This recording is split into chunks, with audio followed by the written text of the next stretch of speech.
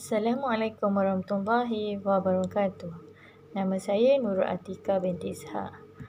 Saya pelajar jurusan Ijazah Sarjana Muda Pendidikan Awal Kanak-kanak. Okey, hari ini saya ingin membahaskan atau membincangkan tentang teknik membimbing tingkah laku.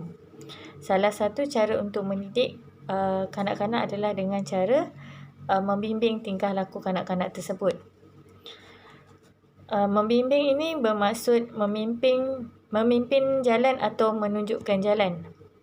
Okey, banyak strategi yang ditunjukkan cara untuk membimbing tingkah laku kanak-kanak. Okey, salah satu dia adalah yang pertama, kita menyelamatkan maruah atau air muka kanak-kanak tersebut. Okey, guru perlu memainkan peranan yang amat penting dalam menjaga air muka atau emosi kanak-kanak itu.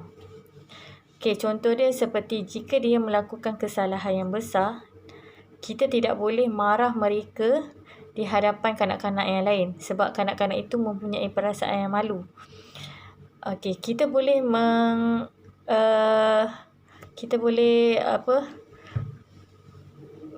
kita boleh menegur kesalahan itu dengan cara sama ada dengan cara kita berjumpa dengan dia one to one, kita bercakap secara perlahan, ataupun dan kita membagi tahu apa kelakuan atau kesalahan yang dilakukan itu. Okey, salah satu ini boleh jadi pelajar itu tak ada perasaan malu jika kita marah dia di hadapan kanak-kanak, di kanak-kanak yang lain.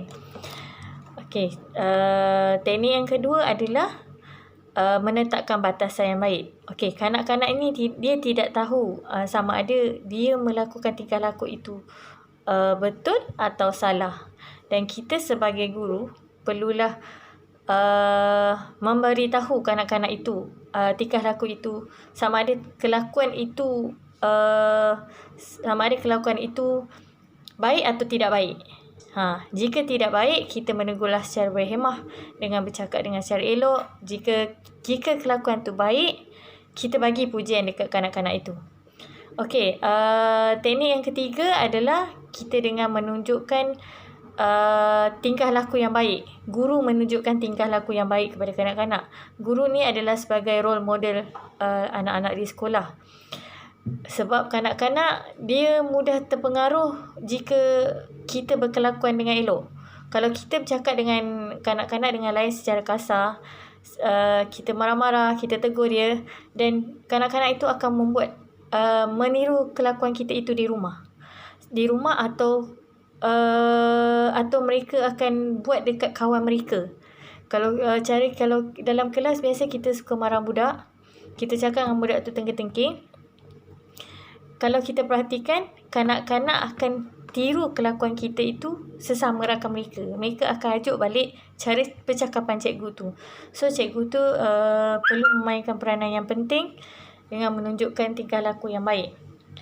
Okey, yang keempat adalah kita mengenal isyarat atau mengenal tanda tingkah laku yang baharu. Okey, kanak-kanak, jika kita dapati kanak-kanak itu menunjukkan tingkah laku yang baharu, guru perlulah alert. Kita menegur dia. Okey, contohnya sebelum ni dia tak pandai mencubit kawan, memukul kawan. Tiba-tiba dia datang sekolah, dia dah pandai cubit kawan, pukul kawan. Sebelum ni dia adalah seorang budak yang baik.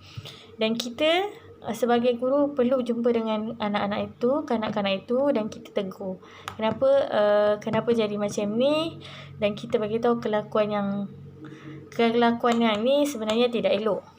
Tidak elok dilakukan. Kita menerangkan secara tu dan kita bagi tahu sebab dan akibat dia sekali dengan dia supaya mereka faham dan mereka tidak mengulang balik kelakuan yang sama.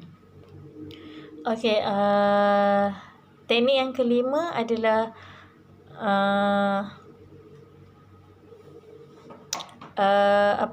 teknik yang kelima adalah mengalihkan atau memberi perhatian. Okey, jika kanak-kanak kecil, kita perlulah alihkan perhatian mereka untuk aktiviti yang berbahaya. kita tak nak kanak-kanak itu melakukan aktiviti yang kita tak alert sangat benda kanak-kanak itu. Okey, yang keenam adalah menguatkan emosi dan bertanggungjawab. Okey, setengah kanak-kanak dia akan cuba protes sesuatu benda tu dengan cara emosi dia. Contoh dia nak sesuatu tu, dia akan guna cara sama ada menangis atau memberontak atau sebaliknya, dan guru perlulah alert dan fikir cara macam mana nak menangani kanak-kanak ini supaya dia berkelakuan secara elok, berkelakuan secara baik dan bertanggungjawab atas kesalahan yang dilakukan. Okey, yang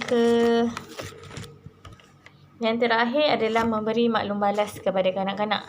Okey, strategi memberi maklum balas ini adalah salah satu strategi yang positif. Sebabnya jika kanak-kanak ni yang seperti kita sedia maklum, dia masih tidak faham dan masih tidak tahu kelakuan itu betul ataupun tidak. So sebagai guru, kita perlu maklumkan kepada kanak-kanak itu. Kita memberi respon kepada kanak-kanak ini, okey, kelakuan ini baik, dan kita boleh tunjukkan kepada contoh kepada kanak-kanak yang lain. Okey, kelakuan ini sangat baik, kita perlulah contoh, kita perlu ikut. Contoh dia sentiasa bersikap terima kasih. Kita beritahu kat anak-anak yang lain, kita perlulah sentiasa bersikap seperti kanak-kanak ini yang sentiasa mengucapkan terima kasih jika diminta pertolongan atau kita memberi pertolongan kepada kanak-kanak lain. So kanak-kanak akan tahu kelakuan itu adalah kelakuan yang baik yang mereka kena ikut. Okey.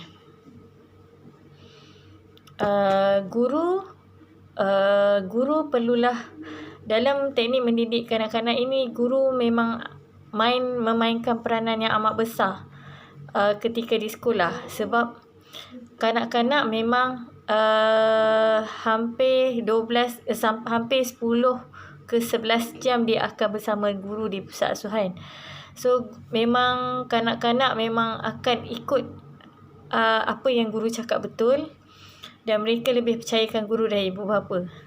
Kebanyakannya pada zaman beginilah. So guru-guru memang perlu mempelajari teknik dan perlu mengaplikasikan dia kepada kanak-kanak supaya guru pun sentiasa berpositif dalam mendidik kanak-kanak, dan kanak-kanak pun akan rasa seronok bila ada guru yang mengambil berat hal mereka.